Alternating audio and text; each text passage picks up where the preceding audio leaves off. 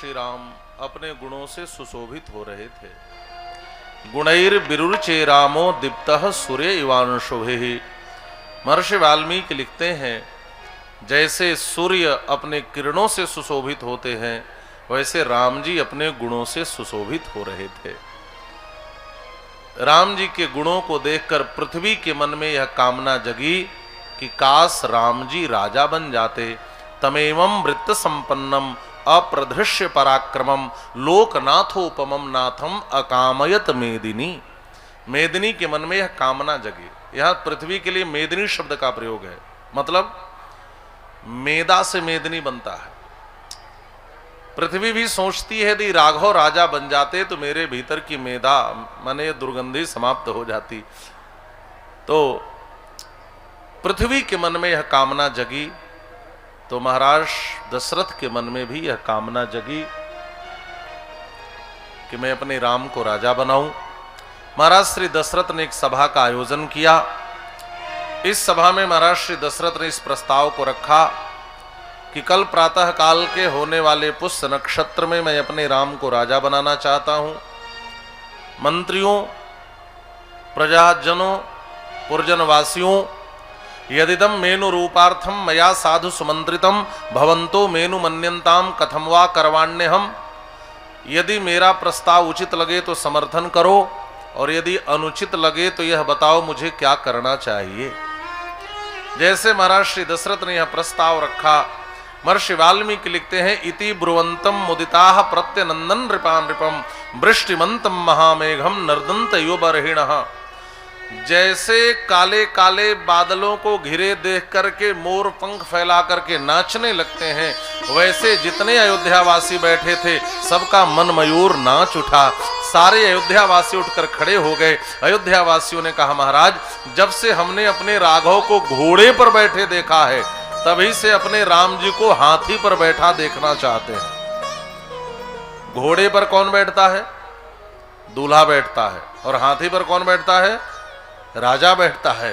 तो अयोध्यावासी कहते हैं, महाराज इच्छामो ही महाबाहुम रघुवीरम महाबलम गजेन महतायांतम रामम छत्रावृताननम। हम सबके मन की एक ही इच्छा है कि अयोध्या के श्वेत शत्रुंजय नामक हाथी पर श्वेत छत्र चंवर से अलंकृत होकर रघुनाथ की सवारी निकले और हम अपने आंखों से रघुनाथ को राजा के रूप में निहारें। महाराज श्री दशरथ नीतिज्ञ थे। महाराज श्री दशरथ जानते हैं, जब कोई व्यक्ति ऊंचे पद पर बैठता है तो चाटुकार और चापलूसों से घिर जाता है, लेकिन जो नीतिज्ञ राजा होता है वह चाटुकार और चापलूसों के झांसे में नहीं आता। बहुत से लोग इस सभा में ऐसे हो सकते हैं जो मेरे मुंह पर राम राज्य का समर्थन कर रहे हों, लेकिन बाद में जाकर के राम राज्य की बुराई करें और राम राज्य का विरोध करें। तो महाराज श्री दशरथ ने नीति का प्रयोग करते हुए कहा, अयोध्यावासियों एक बात बताओ, क्या मैं अच्छा राजा नहीं हूं? क्या मैं बहुत बूढ़ा हो गया हूं? क्या मैं अपने प्रजाओं का पालन ठीक से नहीं कर पाता? ताकि जो विरोधी होंगे वह खुलकर सामने आ जाएंगे।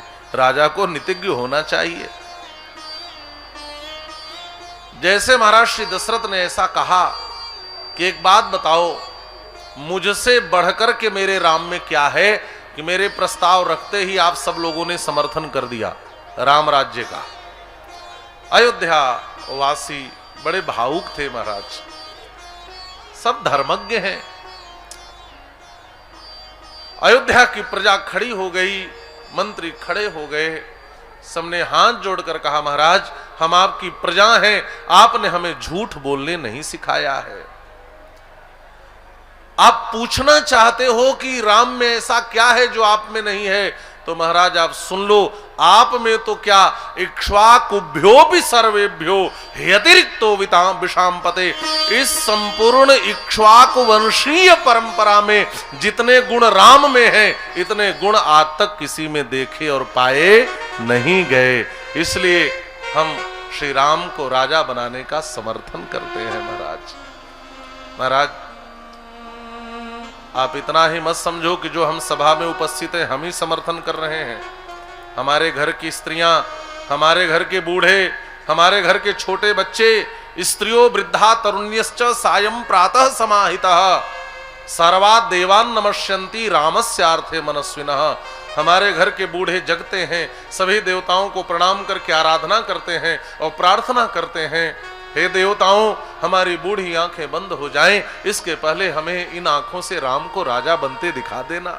हमारे घर की स्त्रियां, हमारे घर के बच्चे, हमारे घर में नित्य यही प्रार्थना होती है कि हम अपने आंखों से अपने राघव को राजा बनते देखें।